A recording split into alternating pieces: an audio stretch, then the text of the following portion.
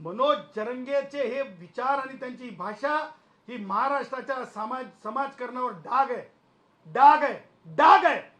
आणि म्हणून मला हे म्हणायचं आहे की ज्या प्रकारे तो स्पष्टपणे म्हणतो एकनाथ शिंदेचे काम झाल्यावर फडणवीसांनी त्यांना सोडून दिले, म्हणजे ही भाषा एकनाथ शिंदे साहेबांसाठी मनोज जरंगे का करत आहे, एकनाथ शिंदे साहेबांसाठी मनोज जरंगे का करत आहे, ह्याच्या मागचं राजकारण काय हे सुद्धा स्पष्ट होणं आवश्यक आहे. त्याचे कारण दोन आहेत.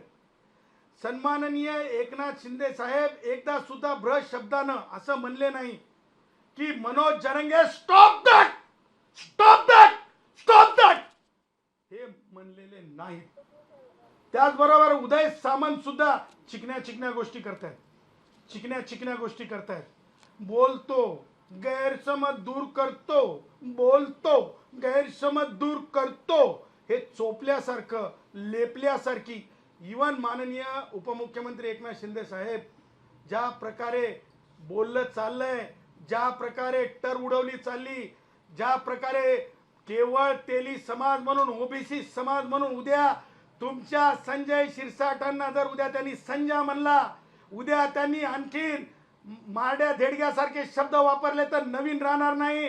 वेळीच prevention is better than cure, prevention is better than cure, त्याची व्यवस्था करा. तुम्हाला सांगतो एवढंच, जर एखादा वात्र टीकाकार बोलला असता तर 6 महिने तरी त्याला जेलमध्ये जावं लागलं असतं. पण ज्या प्रकारे एकनाथ शिंदे साहेब तर थेट तुमचं समर्थन करूनच बोलतंय आणि तुमच्या समर्थनामुळे जर त्याला एवढी मुभा असेल, राग मोकळा असेल, तर हे अत्यंत गैर आहे, अत्यंत चुकीचं आहे. आणि चोपडेगिरीतून त्याला चोंभाळणं नको. कायद्यापेक्षा तो मोठा नाही. जे प्रमाणपत्र चुकीचे ते रद्दच होतील, टिकणारच नाहीत. एकनाथ शिंदे साहेब तुम्ही दिलेलं आरक्षण पूर्वसंध्येवर सांगतो, ह्या डिसेंबरच्या नंतर ते आरक्षण संविधानाचा विद्यार्थी म्हणून सांगतो, मला वाटत नाही ते टिकेल. या डिसेंबर मध्ये तुम्ही दिलेलं एकनाथ शिंदे साहेब आरक्षण संपुष्टात येईल, हे मी संविधानाचा विद्यार्थी या नात्यानं सांगतो.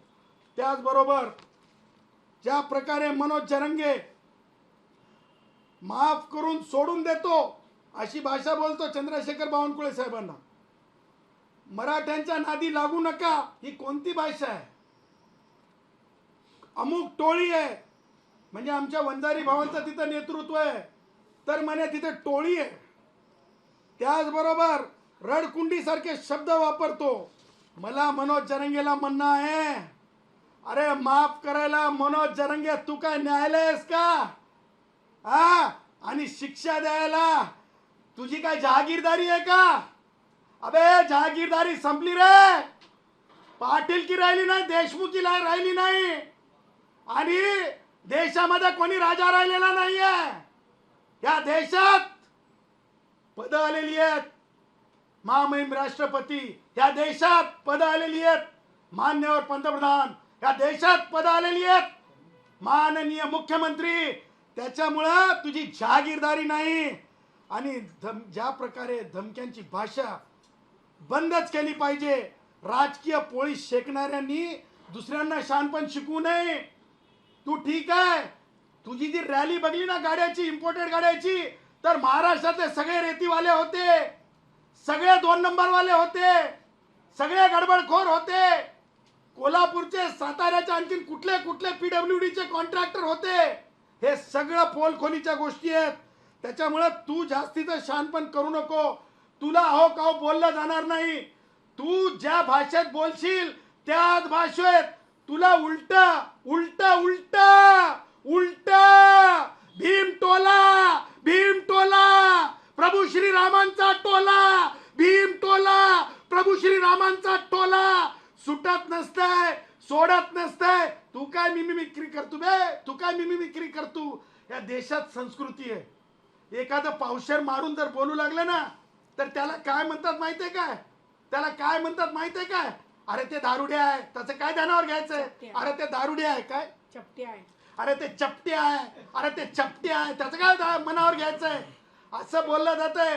त्यामुळे तू तुझी किंमत अशा प्रकारे तेली समाजाचे असो, वंजारी समाजाचे असो, ओबीसीचे असो, SC STचे असो, त्यांना तू अशा प्रकारे तू स्वतः वैचारिक दुधखुळा आहेस, तू वैचारिक दुधखुळा आहेस, तू वैचारिक नालायक आहेस, तू वैचारिक नालायक आहेस. आणि त्या पुढे जाऊन तुला कोणती पातळी याच्यासाठी नाही की तुला कायदा कळत नाही. तू पोलिसांवर हल्ले करून दिलेस. तू जोपर्यंत जेलमध्ये जात नाहीस ना तोपर्यंत तुझे डोळे आणि कांटाळ्या उघडत नाहीत. तू जेलमध्ये ज्या दिवशी पाठवला जाशील ना तुझा आता घडा भरत आलाय. मी तुला सांगतो मनोज जरंगे, तुझ्या भाषेत तुझा घडा भरत आलाय. तुझे सगळे रिपोर्ट्स, तुझे सगळे रेकॉर्ड्स आम्ही एकत्र आणलेत आणि त्यामुळं येणाऱ्या काळामध्ये तुला ते समजेल.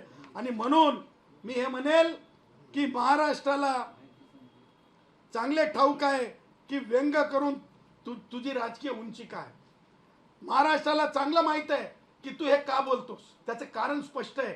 मराठा समाजाचे महसूल मंत्री नाहीत, मराठा समाजाचे महसूल मंत्री नाहीत. त्यामुळं सत्तेतले काय आमदार असतील किंवा सत्तेतले एखादे मंत्री असतील किंवा सगळे मराठा एकत्रित येऊन सगळ्याच राजकीय पक्षातले, कारण महसूल खाते फार महत्वाचं आहे आणि ते खातच नको एका ओबीसी माणसाकडं. म्हणून जर ही मिरची लागून जर हे सगळं तू करत असशील तर हा तुझा मनसुबा कधीच पूर्ण होणार नाही. मी डंके की चोट पे सांगतो. आणि म्हणून मनोज जरंग्या, तू जर ह्या पुढे जास्त जर शहाणपण केलंस तर तुला सोडलं जाणार नाही, हे सुद्धा डंके की चोट पे सांगतो. एक लक्षात ठेवा, सार्वजनिक अपमान हा समाजाशी संबंधित असतो.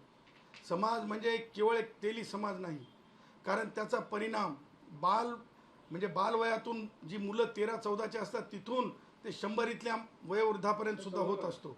आणि असं जर आपण मोकळीक दिली, सुटका दिली तर चालणार नाही. आणि तो इशारे देऊन माफी तरी कशी मागतो, इशारे देऊन मागतो.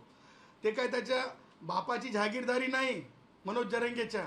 आणि त्याच्यामुळं आता मनोज जरंगे तुझी सुटका नाही रे मनोज जरंगे. आणि म्हणून तुम्हाला सांगतो, हे सगळं करत असताना